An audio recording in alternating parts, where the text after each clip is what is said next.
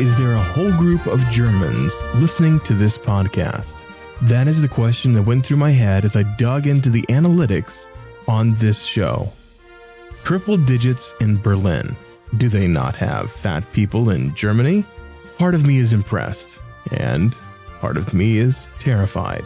The idea of doing a podcast for myself that no one really listens to versus a podcast that people are listening to are very different ideas. Afraid to succeed, I think, is what some people would call it.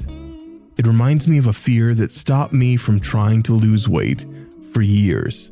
What am I going to do with all that loose skin after I lose all this weight? I have seen pictures of other individuals like myself that have lost a tremendous amount of weight, only to look like someone has stuffed a skinny person in a blow-up Halloween costume. The talk about surgery or the excessive amounts of talcum powder that is needed to help deal with the extra skin was and is terrifying. Even now, it is a very real fear and a thought of a struggle that I am going to have to come up against when I hit my target weight.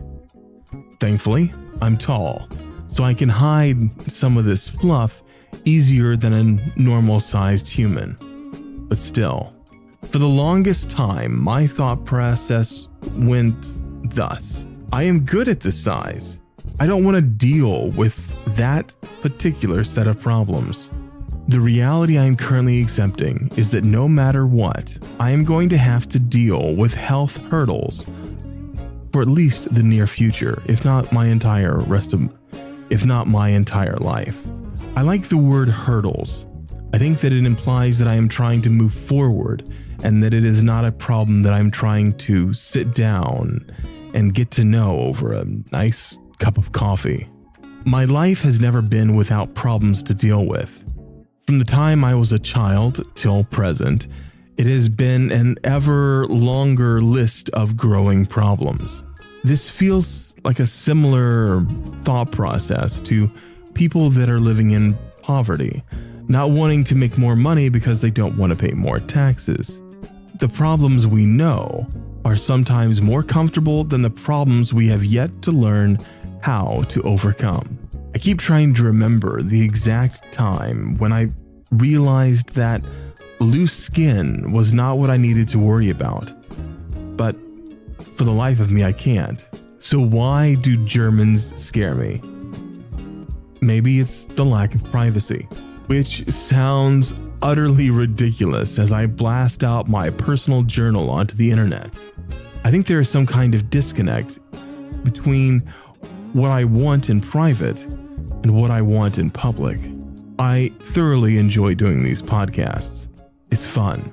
It's a light bit of creativity in a sea of corporate and business media drudgery. The numbers and analytics that I see on the screen make me feel accomplished, and I enjoy that. But the part of me that likes my alone time a lot is scared of what this will mean for me going forward. For example, I already stand out.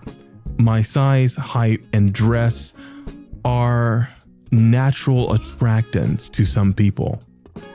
Maybe they think that I am a real-life Hagrid that has come into the room, but people feel free to come up and talk to me about my size whenever I'm in public.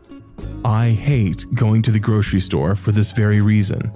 For example, I went to my local H-E-B the other morning to grab a rotisserie chicken for my meal of the day. The rotisserie chickens lay not 30 feet from the front door, perfect for a quick in and out. I had just walked up to the case to select my chicken when an overweight gentleman in his 60s asked, "What size hat do you wear?" pointing to my cowboy hat.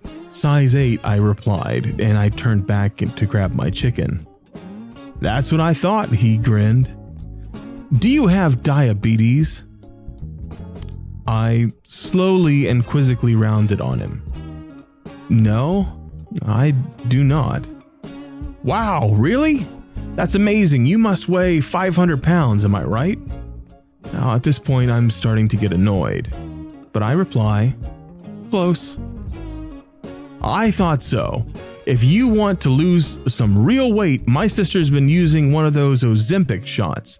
You should try that, because friend, you are really close to being diabetic.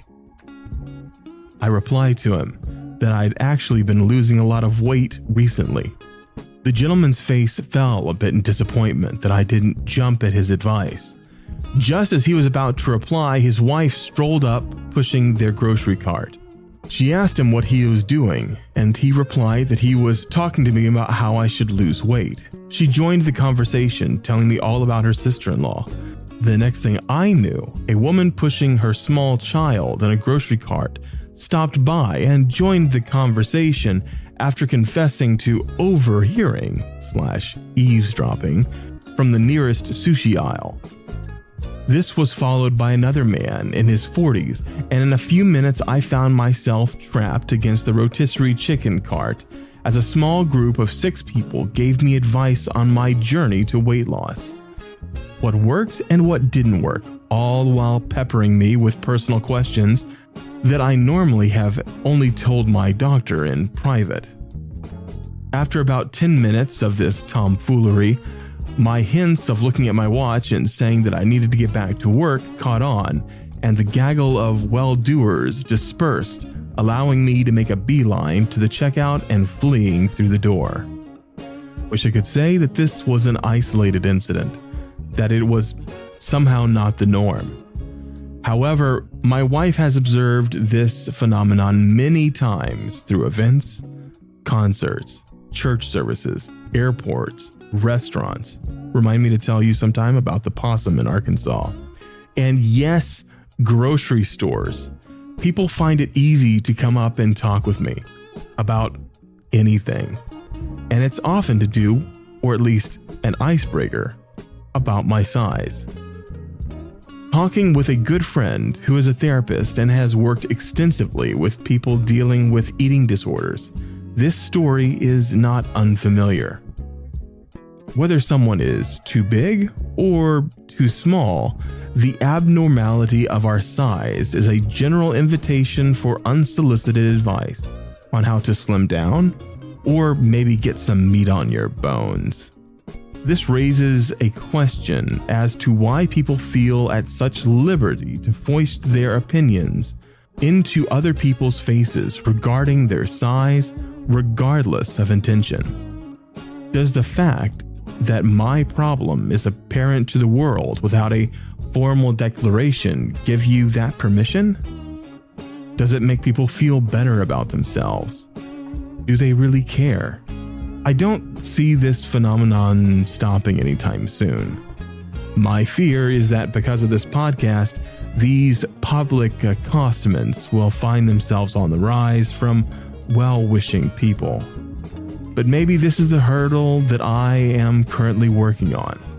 So perhaps I will be surprised by the sausage aisle next time.